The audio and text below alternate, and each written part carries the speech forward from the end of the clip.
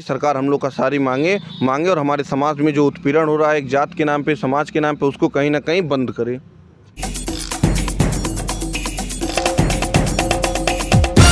नमस्कार, मैं हूं दिव्यांश रंजन द्विवेदी और आप देख रहे हैं द पॉइंट मीडिया। खबर पक्की है। इस वक्त हम मौजूद हैं गोरखपुर में और हमारे साथ मौजूद हैं एक ऐसे व्यक्ति जो ब्राह्मण समाज के हित के लिए बनाई गई एक संगठन का विस्तार करने में लगे हुए हैं। बिना महती भूमिका के चलिए जुबान पर लगे तालों को हटाते हैं और आपको मिलवाते हैं अखिल भारतीय परशुराम वाहिनी के संस्थापक श्री अरविंद पांडे से। नमस्कार पांडे जी, स्वागत है आपका द पॉइंट मीडिया पर। नमस्कार दिव्यांश जी।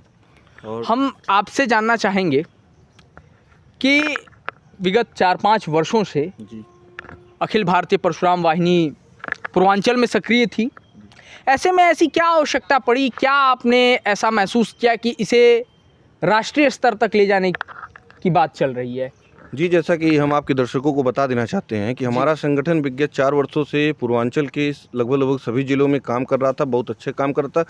जहाँ भी हमारे समाज को हम लोग की ज़रूरत पड़ रही थी, हमारे राष्ट्रीय अध्यक्ष जी, संगठन मंत्री जी और हम लोग तमाम लोग वहाँ पे पहुँचते थे और हर मुद्दों पे अपने समाज के लिए लड़ते थे। लेकिन हमने कहीं ना कहीं देखा कि अब समाज के कुछ ऐसे मुद्दे हैं जो कि हम पूर्वांचल या उत्तर प्रदेश में रह के नहीं उठा सकते हैं जी। उसके लिए हमको कहीं ना कहीं पूरे प्रदेश में, पूरे देश में पार्टी को विकसित करना था। तो उसी के लिए हम लोगों ने अभी 10 दिन पहले एक राष्ट्रीय कमेटी की मीटिंग बैठाई और उसमें राष्ट्रीय अध्यक्ष जी ने फैसला लिया कि अब हमारा जो ये संगठन है ये पूरे देश में काम करेगा। जहाँ भी ब्राह्मणों के ऊपर अत्याचार होगा वहाँ पर हमारा संगठन जाएगा, ब्राह्मणों के अत्याचार के खिलाफ बोलेगा।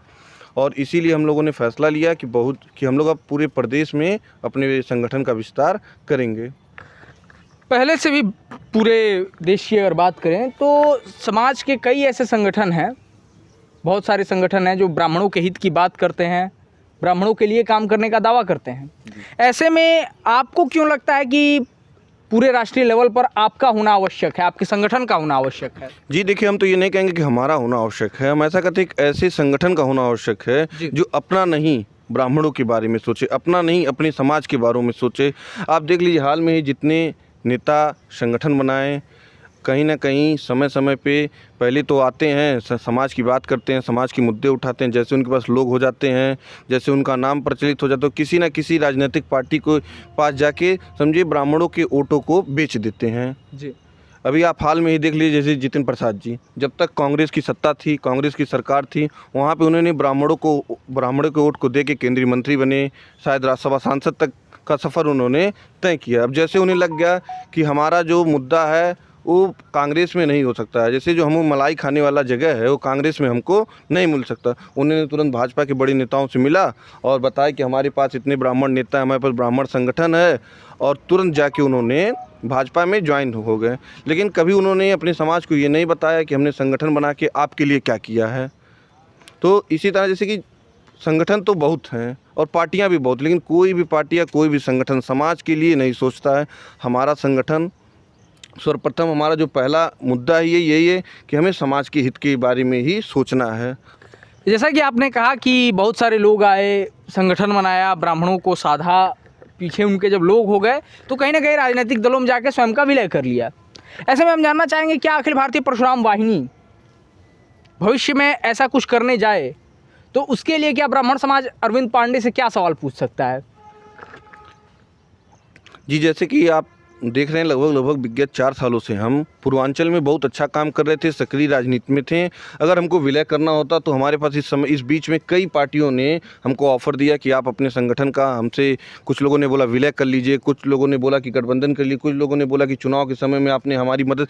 लेकिन हमारा एक एजेंडा था, अगर हमने चुनाव प्रचार में भी किसी के लिए एक दिन निकले तो सिर्फ ना हमने पार्टी देखा, ना दल देखा, सिर्फ हम प्रत्याशी देखें, जो प्रत्याशी हमारे लिए लोकसभा में जाके बोल सकता है, हमारे समाज के लिए बोल सकता है, जो प्रत्याशी सदन में हमारे लिए, या जो कभी हमारे लिए सड़क पर लड़ा है या लड़ेगा, हम हमेशा उसके साथ हैं। बाकी हम लोग कभी किसी राजनीतिक पार्टी के नाम पर किसी के साथ नहीं रहेंगे।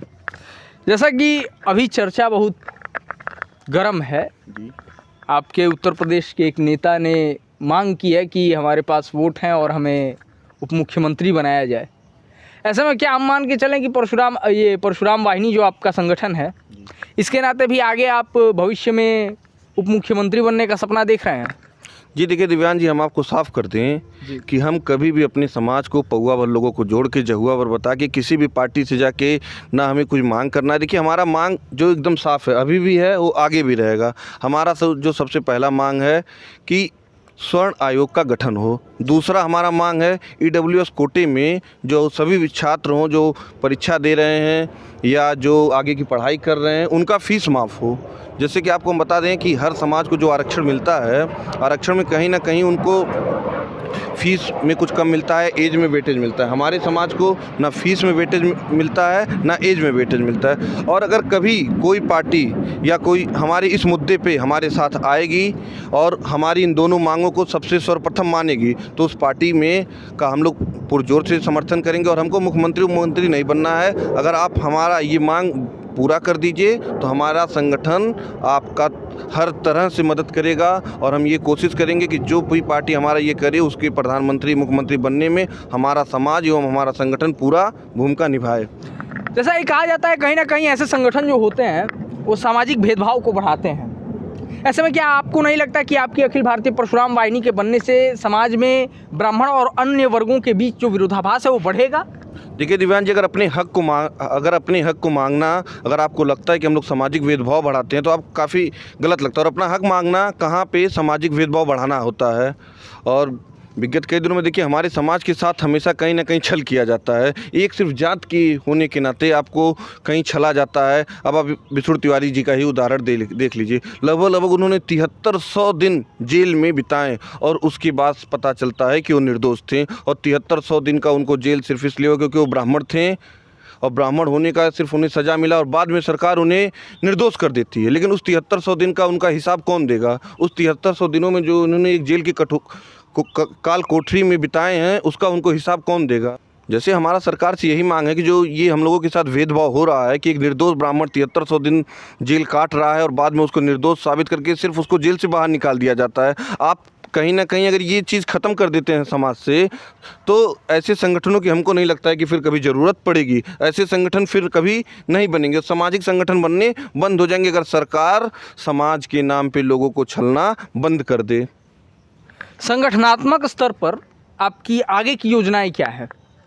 जी दिव्यांग जी, जैसे कि हमने जैसे ही अपना राष्ट्रीय कमेटी ने हमारा फैसला लिया कि हमको पूरे देश में करना है, हमने सभी अपने कार्यकर्ताओं को बोला लोगों को जोड़िए। और हमारे पास उत्तर प्रदेश की सभी ज़िले के जिला अध्यक्ष का लिस्ट आ चुका है और उसको हमने फाइनल करके राष्ट्रीय अध्यक्ष जी के पास पहुंचा दिया है। 3 से 4 दिन के अंदर राष्ट्रीय अध्यक्ष जी उसका एक बार स्क्रीनिंग कमेटी कर लेंगे, उनकी जो पूरा फैसला रहेगा और लगभग 4-5 दिन के अंदर हम लोग अपने सारे जिला अध्यक्ष घोषित करके पूरे एक व्यापक तरीके से एक आंदोलन को करेंगे। और समाज सरकार से यही कोशिश करना चाहेंगे कि सरकार हम लोग का सारी मांगे और हमारे समाज में जो उत्पीड़न हो रहा है एक जात के नाम पे, समाज के नाम पे, उसको कहीं ना कहीं बंद करे। तो ये थे हमारे साथ अखिल भारतीय परशुराम वाहिनी के संस्थापक और राष्ट्रीय उपाध्यक्ष अरविंद पांडे जी। हम इनके लिए शुभकामनाएं व्यक्त करते हैं, हम इनके संगठनात्मक भविष्य के लिए शुभकामनाएं व्यक्त करते हैं। हम अपने तमाम दर्शकों से यह निवेदन करना चाहेंगे कि अगर आप यह वीडियो हमारे यूट्यूब चैनल पर देख रहे हैं तो हमारे चैनल को सब्सक्राइब करें और अगर हमारे फेसबुक पेज को देख रहे हैं तो हमारे पेज को लाइक करें। बाकी जुड़े रहिए हमारे साथ, क्योंकि आपका साथ ही देता है हमें हौसला कि हम लेकर के आते रहें ऐसे ही क्रांतिकारी युवाओं को आप तक। तो जुड़े रहिए हमारे साथ, देखते रहिए द पॉइंट मीडिया, क्योंकि हम दिखाते हैं वो जो खबर पक्की है। कैमरा पर्सन बादल के साथ मैं Divyansh Dwivedi, the point media.